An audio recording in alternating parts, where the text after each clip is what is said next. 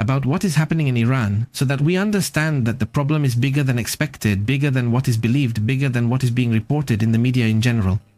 There is a comment made by a general who is in charge, who is the chief of spies. The information came from the Revolutionary Guard, the individual shown on the screen. Brigadier General Mahil Kademi, head of intelligence of the IRGC, which is this Revolutionary Guard, who answers to the supreme leader. I hope it doesn't sound like a tongue twister. But Iran considers a ceasefire with Israel as a new phase, but of an ongoing war, he says. I mean, yes, we are in a ceasefire, they say, but as part of a conflict that is ongoing, of an open war, so to speak, right? When did the ceasefire start? It was on June 24th. June 24th, that's when the ceasefire began. It's been a month since July 24th, and now it's August 9th, with August 24th approaching. But it appears that the ceasefire has lasted for nearly 2 months, because there have been a series of very obvious attacks or acts of sabotage. Although Iran does not acknowledge it as such, it says the war is not over. We are in a temporary pause, declares Brigadier General Mikhail Kademi in a speech during the ceremony commemorating the 40 days of En Machat, in memory of the predecessor Mohammad Khanesi or Qasemi, who by the way lost his life in the Israeli airstrike during this conflict. The 12 days. The enemy, he says, is carrying out cognitive operations, intelligence warfare, and psychological attacks, hoping to create internal crisis. He added that the population and officials must act with vigilance based on his previous statement. That's paranoia at its highest, generating some, well, yesterday was a very tough day, a series of hangings carried out by the Iranian regime against the population. Because they say, oh, this one is a spy, this one is this one is that, and to the gallows, right? I mean, that's how crazy it is. Tremendous. There's immense paranoia at the moment, and anyone suspected must be cautious. Inside Iran, the Chief of Staff of the Armed Forces, Mohammad Bagheri, the Commander of the Islamic Revolutionary Guard Corps, Hossein Salami, the Commander of the Aerospace Force, Amir, among others. We have to remember that, at the time, many of them are no longer here, right? I mean, they've already lost their lives, haven't they? Part of the high-ranking military command structure was eliminated, not all of them, but several of the most important ones. And that made the Supreme Leader very nervous. And it made the Supreme Leader nervous because it's also believed, actually it's not just believed, it's known, there's certainty that there's a very large infiltration within the Iranian government. Some unknown individuals pass on all information similar to Israel. So they have done everything. They've stopped communicating with each other, they've stopped using certain types of systems. Everything that, no matter what has happened, Israel is always 2 or 3 steps ahead. I mean, do they always know exactly what the next step is? They seem to be constantly listening and watching in real time, leaving no room for surprises. And specifically in the Iranian case, they've got that part of intelligence pretty much under control so far. He also warned the United Kingdom, France, and Germany, the so-called E3, against activating the so-called snapback mechanism that triggered United Nations sanctions. The E3. These 3 countries, the United Kingdom, France, and Germany, are seeking the return of United Nations sanctions against Iran, and that has the Iranians very nervous. On the other hand, Israel's covert strike teams reportedly destroyed Iran's air defenses. Israel established a network of Iranian dissidents and non-Iranian recruits over the years to eliminate high-ranking officials. In a June war, in what was the 10th of June. And they are surely reporting now, since Israeli pilots had been secretly flying over Iran since 2016. They knew the landscape perfectly and had explored various routes to minimize the possibility of detection. This was reported by ProPublica in an investigation they conducted, in which they determined that Israel had been flying over Iran since 2016. And they knew exactly the points where they could be in danger, and those were the areas they attacked first.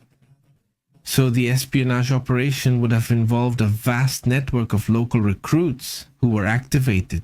On the second day of the war, June 14th, to launch coordinated attacks to disable the air defenses and missile launchers, which, according to ProPublica, 100% of the anti-aircraft batteries assigned to Mossad by the Air Force were destroyed. In other words, everything that was known, all the launchers were destroyed. That's why the planes came and went as if nothing happened. According to the report, Commandos trained by Israel were recruited in Iran and neighboring countries, where they were deployed throughout the country to carry out attacks from within. Israeli intelligence used front companies to legally send the necessary equipment to Iran. So, well, it's part of what's happening right now. By the way, on a different note, 6 Lebanese soldiers are believed to have lost their lives in an explosion at a weapons depot belonging to the terrorist group Hezbollah. Lebanese soldiers and Hezbollah are distinct entities. Lebanese soldiers oppose Hezbollah. So they were there investigating, and suddenly they came across a Hezbollah weapons depot, and for some reason it exploded. The cause is unclear, but it's under investigation. Take note, as something strange is happening. It seems like there's an internal conflict between the Lebanese government and Hezbollah, which keeps getting bigger. And that's a very interesting and very important topic. Another issue that draws attention and has been brought up by Euronews. This news agency has commented on something very important about the next phase that Iran is taking. Instead of moving on to the topic of atomic or nuclear operations, now it would be focusing on opium. Iran considers that the controlled cultivation of this poppy, this flower, this plant could be part of its next project. Iran is considering allowing the cultivation of these plants strictly for medicinal purposes, according to their statements. This is what the Secretary General of the General Staff says. Anti-narcotics. The proposal arises due to the decrease in imports from Afghanistan, the increase in pharmaceutical demand, and the low quality of the opium obtained through smuggling. International discussions suggest Iran can legally grow poppy for medical purposes, sometimes referred to as medicinal plants. He says that before prohibition, Iran was one of the 7 legal opium-producing countries after the 1953 protocol. The lack of domestic production turned Iran into a key route for organized crime. Now what they want to do is make it legal, they say, right?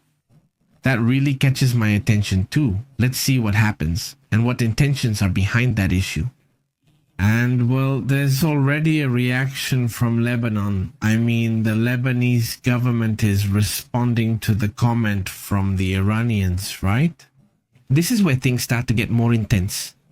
Because Lebanon usually stayed quiet when Iran spoke. Not anymore. That doesn't happen now.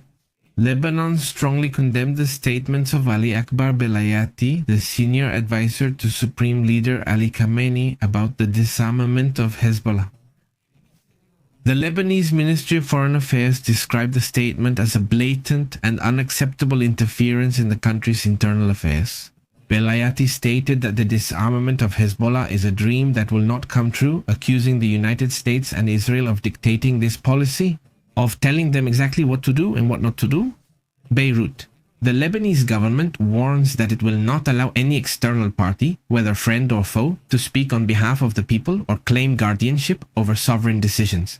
In other words, stay out of it. And they're saying it to everyone. This time, they're not making any exceptions. It doesn't matter if it's Iran, the United States, Israel, whoever. They say, don't get involved here, let us have our sovereignty, let us act against Hezbollah if we want to ban their weapons, then we'll ban them, and that's it.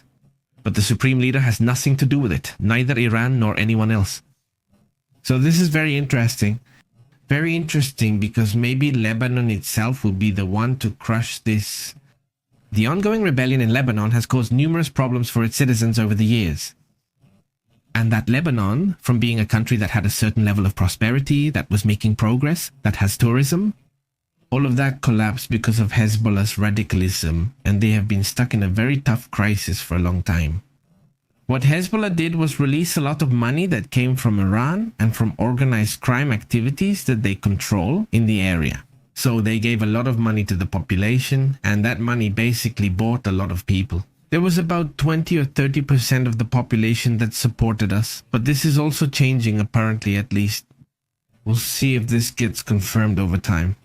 So with things like this, between Iran, Israel, Lebanon, among these radical groups, we'll be discussing what Israel's operations in Gaza will be in the coming days. It's a topic that's happening right now and that we'll keep discussing, I think, during tonight's broadcast. In the meantime, let's move on to the next video.